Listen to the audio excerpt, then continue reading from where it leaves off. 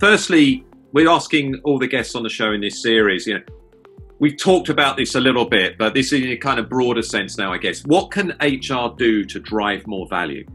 Especially if we think of the post-COVID, the post-2020 world. Yeah, I just think I've said it already. One, focus on people.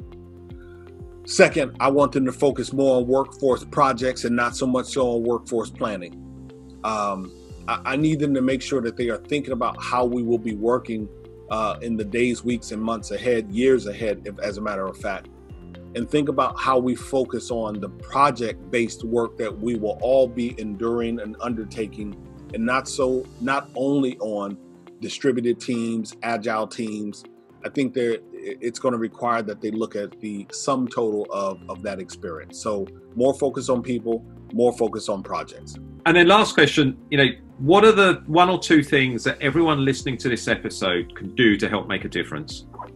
Very good thing. Okay, so one, I think that we can listen.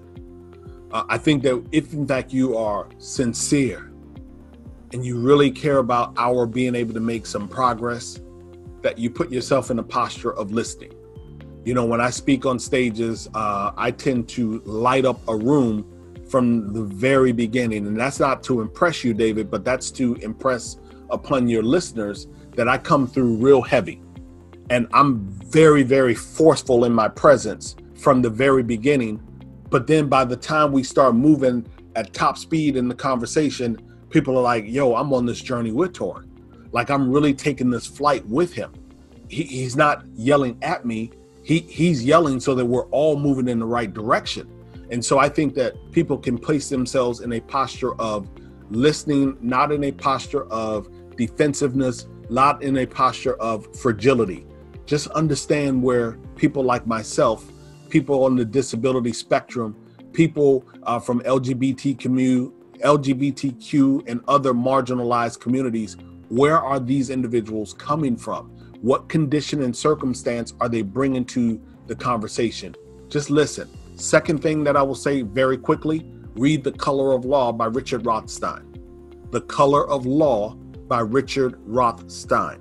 If you read the book, then you will understand a different way how racism, prejudice has been baked into institutions and systems that we all experience or some people benefit from.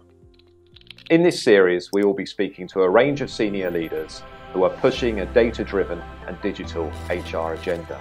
Make sure that you subscribe via your podcast app of choice and also via our YouTube channel for free and regular interviews with the digital HR leaders of the future.